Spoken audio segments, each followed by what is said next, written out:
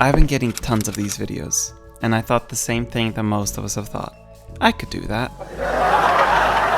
I've been working on a bigger game for the past year or so, to the point where 6 months ago, I actually quit my job thinking, oh, my game should probably take another month or so. And then a month passed, and I'm so sure I only have one more month. Then another month passes, and then again, and then again. I don't know what's going on. I see the finish line, and I see the amount of work that I have to do, but after I do like half of that, the finish line still seems equally far away. And even now, in the middle of the year, I still think it would only take me about a month to fully wrap up. So I gave up and decided to try out one of those challenges that pretty much every dev and their mom are doing. I decided to make a quick little game.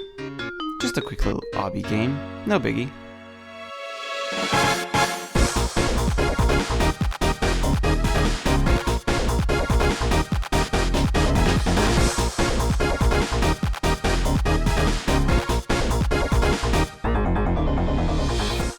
Okay, so after I failed finding anyone to help me out on the project, I realized that this won't be easy.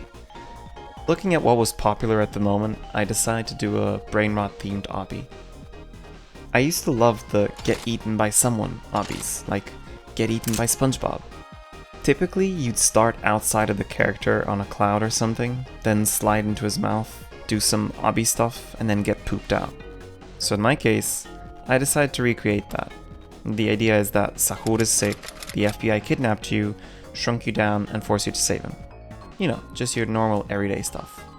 But I kinda wanted you to see Sahur more before you started the obby, so I decided to add a few more levels outside of his body. You'll start off in a hospital room, and then you gotta get into a pill and roll into his mouth.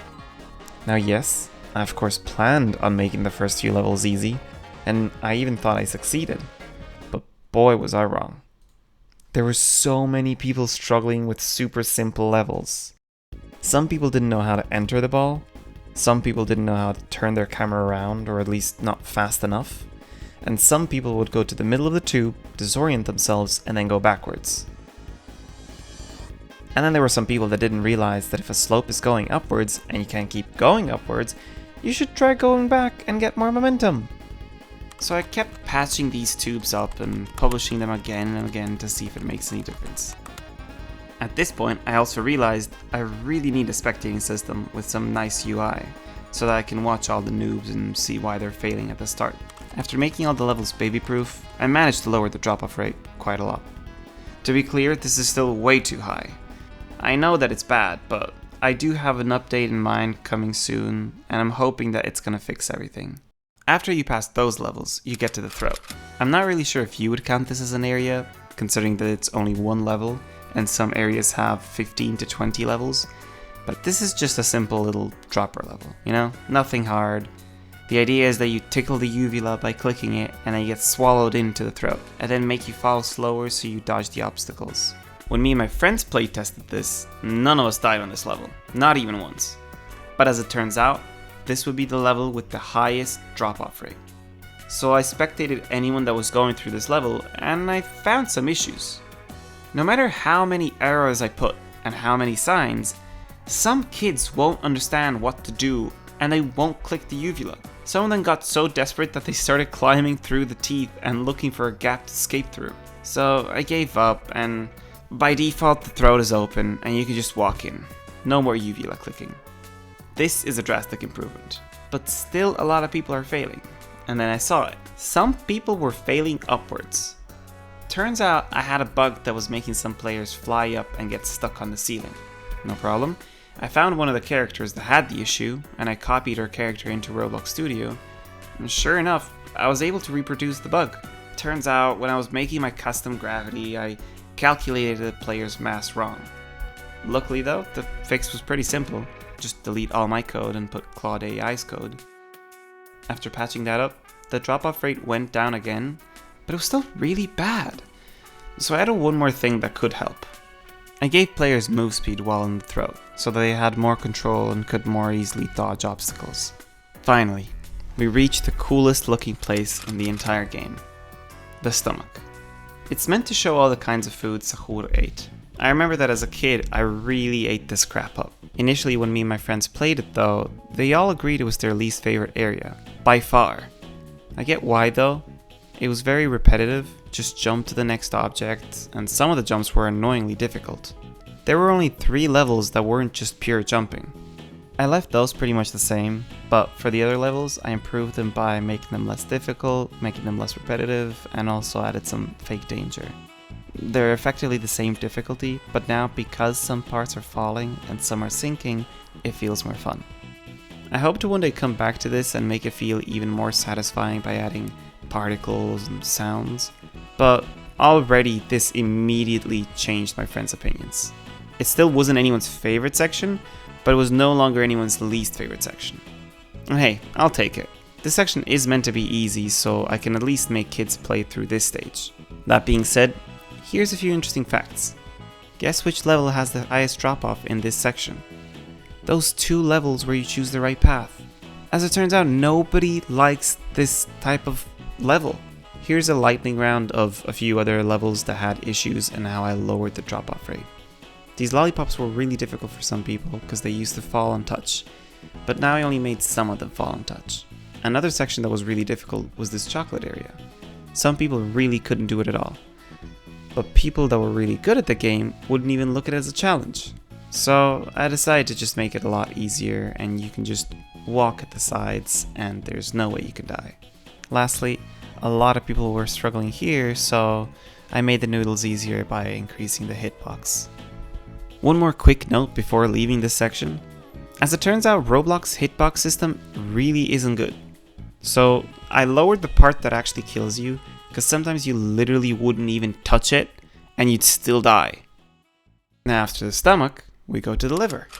So me being the dum-dum that I am, I decided that the obstacles and areas kinda needed to make some sense, and cause I'm a dum-dum who didn't know anything about the digestive system, I spent a few hours doing light research and watching animated YouTube videos explaining how the digestive system works. Apparently, one of the main jobs of the liver in the digestive system is that it processes foods by digesting it and absorbing the foods. So, obviously, that means I'm adding conveyors to the game. Cause processing. Duh. Now before we go to the next stop, I should quickly mention the tract. It just connects the stomach and the liver, and it uses big slow conveyor belts. But here, you need to avoid lava. That's pretty much it.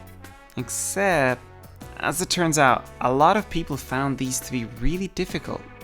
I didn't want to make them too easy, but I also didn't want to lose on people playing. So, remember earlier when we were covering the throat, I said I had made another change that ended up helping? Yeah, well, this was the section I added the change first. I made it so that my kill brick system was on the client side, and now every time you touch a part, it remembers how many times that part killed you. If the part has a property of max kills, then it checks, oh damn, did I kill this dude more than this many times? Yeah? Okay, see ya. And it just destroys itself. And now about the next section. I know I said I would make some sense out of it all, but I wanted to include all the fun organs that I knew the kids knew. So, by some miracle, after the liver, you go to the heart. For this section, I wanted the game to have 2 cool mechanics, and both of them would be tied to the heartbeat sound. Except, what if instead of the heartbeat, it said tung tung tung tung? So I implemented that in the game, but then I realized it's even more fun if there are more tung tung tung tung tung tung tung sahur. And for each of those tungs, the platforms would come out. And when we said sahur, they go back in. I actually thought it was a pretty cool idea. My friends thought it was easily their favorite section. Now, I mentioned the first game mechanic, but I didn't mention the second one. You see, in Roblox obbies, you have a lot of common tropes. Well, one of my game mechanics is using the jump on objects trope with the heartbeat, and then I realized, what if I did the tight line with it? I remember that when I used to play obbies as a kid, there would usually be at least one invisible tight line, so you had to keep walking and looking at where the other players were to try and figure out how to walk, where to walk, when to turn. I thought it was pretty cool. But what if sometimes we show the tight line and sometimes we hit it? Like, on the tungs, they would reveal themselves, and on the sahur, the lines would disappear. I also tried being a little creative in a few places. Like how here, I mixed the idea of having the platforming sections with like lines or stairs. or here having really complex lines, or here, my favorite part, the disappearing parts are actually trusses. I actually want to have more levels with trusses, but I already had a bunch of complaints about trusses. After the heart, we travel upwards through the bloodstream all the way into the brain. Finally, a nice, easy breather. I knew from the start that in this section I wanted there to be some simple mazes and some simple quizzes. Now, most people think it doesn't look like a brain, but I never claimed to be a builder, okay? There's not much to say about this section. I mean, obviously it has the lowest drop-off rate because these levels are really easy, and to a specific demographic it's also really funny. The quizzes work in the standard Roblox way of you get a question and you walk through the right door. Most of the questions are who is this guy, who is that guy, but there are a few levels where the questions are more like who is Sahur in love with, or who did he go to the beach with, or something like that. Now for the last big section, the lungs. I kept seeing so many tower obby games, so I decided I wanted something like that in the lungs. You're going upwards on platforms that are basically like air cloud thingies. You got the white clouds that you can just go through, yellow clouds that move and you can go through, gray clouds that disappear if you stand on them, green clouds are obviously just poison, and then there's also some wind that pushes you away. Realistically, you're also going to need some gravity modifier here, so I gave everyone a balloon when they enter this area. I should probably note at this point that I'm no longer babying you. I mean, you got this far. I'm not going to make any of the levels easier than I made them when I was first developing. Obviously, if something was horribly wrong and buggy, I would fix that out. I think the levels are cool. There are a few ways to cheese some levels. One thing I want to say right away to anyone that wants to be doing this is don't forget that you can unequip the balloon when you want to fall faster. Lastly, here we are. The actual last section. Picture this. Cool Indiana Jones kind of runaway thing. Except you're being chased by poop. Doesn't that sound cool? Well, it also kind of sounded unnecessary and like extra work. I'll just have poop obstacles and you're meant to avoid them. Who knows?